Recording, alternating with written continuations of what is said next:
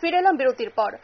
সকাল থেকে কিন্তু এসএসসি আজ কিন্তু এসএসসি পরীক্ষা সুপ্রিম কোর্টের নির্দেশে, এবং সেই পরীক্ষা ভালো দিলেও ভরসা সেই সুপ্রিম কোর্ট, এমনই কিন্তু জানিয়েছেন এক পরীক্ষার্থী, এবং রেজাল্ট বের না হওয়া পর্যন্ত কিছুই বলতে পারছি না।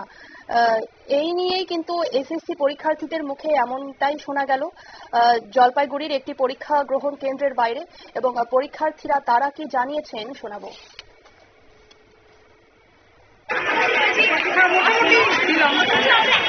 কমিশনের উপরে এবার কি ভরসা করা যাচ্ছে?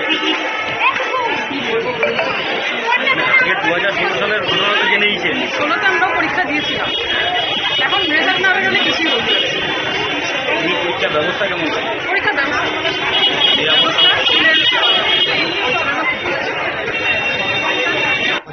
কেমন হলো? পরীক্ষা মোটামুটি হয়েছে। এবারে কি প্রথম দিলেন? না না, এর আগে 16তে দিয়েছিলাম, তো এবার মোটামুটি ভালো হয়েছে। মানে প্রশ্ন স্কুল বেস করেছে, যাতে স্কুলের যারা টিচার আছে তারা যাতে মানে প্রপারলি দিতে পারে এরকম দেয়। প্রশ্ন হয়নি, প্রশ্ন সহজই সহজ। কি মনে করছেন এবার কমিশনের উপরে আস্থা আছে? দেশের যে পরিস্থিতি, এদিক ওদিক যা পরিস্থিতি হচ্ছে এখন সেটা বলতে পারছি না, কারণ পরীক্ষার আগের দিন পর্যন্ত যে পরিস্থিতি চলছে তাতে ভবিষ্যতে বলা যায় না। যাই হোক, দেখা যাক এখন কি করা যায়। আমাদের সুপ্রিম কোর্টের ভরসায় থাকবে, এখন সুপ্রিম কোর্টের শেষ ভরসা। ঠিক আছে।